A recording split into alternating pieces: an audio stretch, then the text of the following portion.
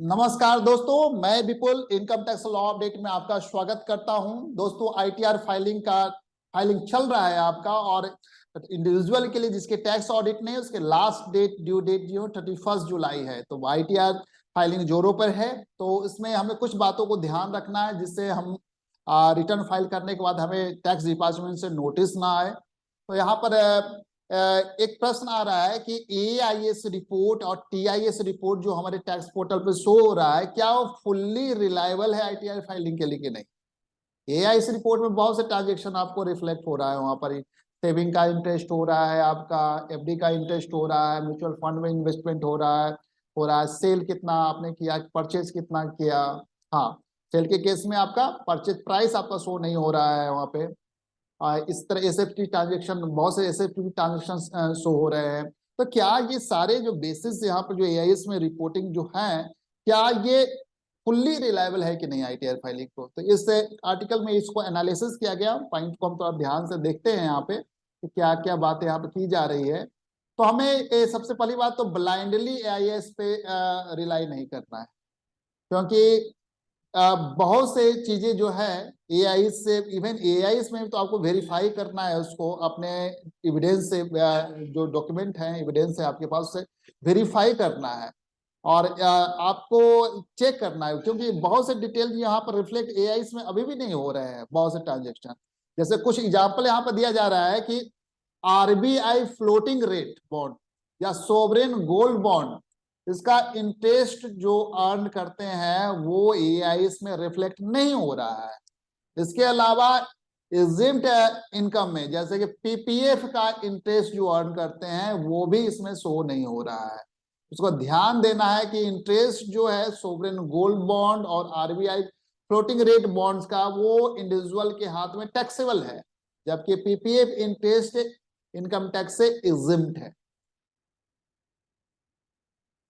तो यहाँ पर एक्सपर्ट बोल रहे हैं कि रिपोर्टिंग इनकम जो एआई पे है वो कैसे, मतलब उसको जनरेट किया जाता है, वो कुछ फैक्टर्स पर डिपेंड करता है कि जो रिपोर्टेबल एंटिटी है, इशूइंग एंटिटी अगर रिपोर्टेबल एंटिटी है तो वो transaction type of transaction, quantum of transaction उसको रिपोर्ट करती है। तो यहाँ पर स्पेसिफिक क्राइटेरिया है, अगर वो फुलफिल करते हैं तो वो एआई में रिफ्लेक्ट होता है।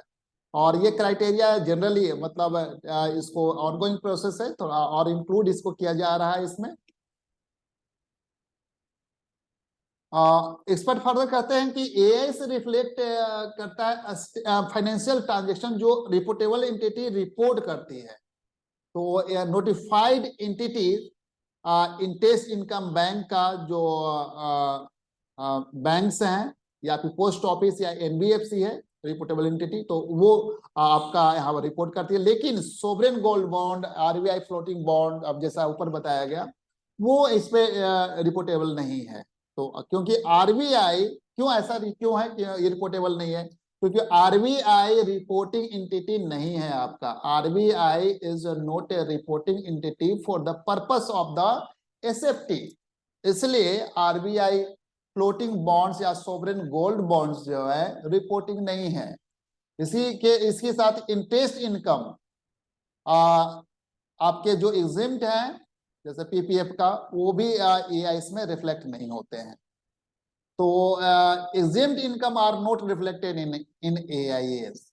तो आपका चूंकि एग्जिम्ट इनकम है, टैक्स तो नहीं है उस पर, लेकिन आपको एग्जिम्ट इनकम को आपको रिपोर्ट करना चाहिए, क्योंकि आप उतने से इनकम आप बढ़ाते हैं, बल्कि कैपिटल वगैरह को भी आपको सपोर्ट करेगा कि कैसे आपका ये है। तो ये आपको वेरीफाई करना है और अपने पासबुक, इवन पीपीएफ अकाउंट वगैरह को भी अपडेट कर लेना है, सो डेट आप वहां से ले सकें यहाँ पर, क्योंकि आपको वहां पर शो नहीं होगा ये इसमें। वो कहते हैं कि एग्जिम्प्टेड इनकम जैसे कि इंटरेस्ट एक्रूड है जो पीपीएफ अकाउंट में, वो एआई में नहीं रिफ्लेक्ट होता है।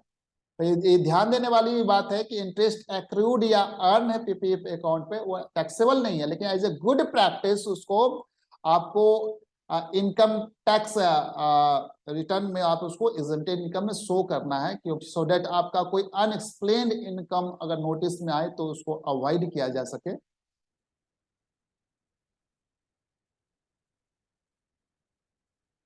अभी interest income specific small saving scheme जो एआईएस में रिफ्लेक्ट हो रहे हैं,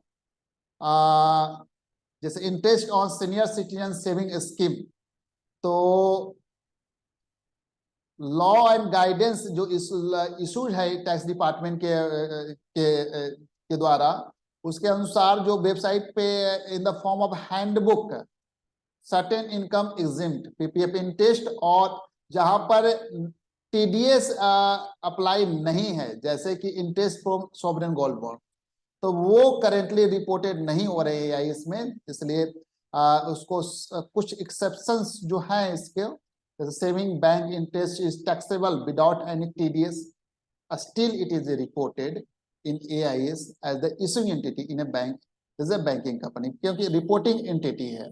फर्दर एक्सपर्ट कहते हैं कि income exempt under the income tax act जो है are not required to be reported by the reporting entity, hence interest income on PPF account being exempt from tax will not require reporting under the SFT, लेकिन as a good practice उसको report करना चाहिए, जो so that आपका unexplained income के notice को avoid किया जा सके यहाँ पे।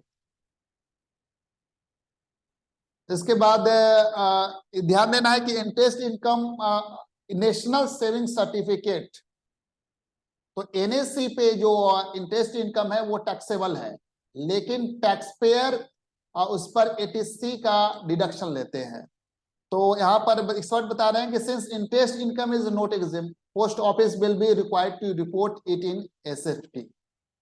तो ये समझने वाली बात है कि क्लैरिफिकेशन सिविल जी ने इशू किया है, जिसमें कहा गया कि interest on saving bank account is required to reported by the bank without considering deduction as available under 80 TTA या 80 TTB सीनियर सिटीजन के केस में, तो उसको आपको यहाँ पर रिफ्लेक्ट होगा। तो एआईएस है, थोड़ा सा यहाँ पर जानकारी दिया जाए कि एआईएस है क्या। तो एआईएस एक स्टेटमेंट है जो टैक्स डिपार्टमेंट ने अपने वेबसाइट पे इसको देती है, एनुअल इंफॉर्मेशन स्टेटमेंट के फॉर्म में, और ये इंडिविजुअल को इंफॉर्म करता है कि फाइनेंशियल इंफॉर्मेशन क्या है उसका, उसके बारे में। ये नवंबर 2021 में इसको लॉन्च किया गया है था, और ये इंफॉर्मेशन देता है about income from various sources, जैसे कि एग्जांपल के रूप में देता है कि AIS will show interest earn from the various sources, saving bank account, FD, dividend earned from the companies and mutual fund, investment made in the mutual fund and buying of the shares of the company among others। तो ये सारे details इसमें रहते हैं। तो AIS ध्यान देना है कि फुल्ली रिलायबल आपका नहीं है यहाँ पे एआईएस, तो आप इसको अपने एविडेंसेस से चेक कर लीजिए। इवन बहुत सी चीज जो एआईएस में रिफ्लेक्ट नहीं हो रहा है उसको भी आप आईटीआर में रिफ्लेक्ट मतलब डिस्क्लोज कीजिए यहाँ पे। Thank you so much for watching this update.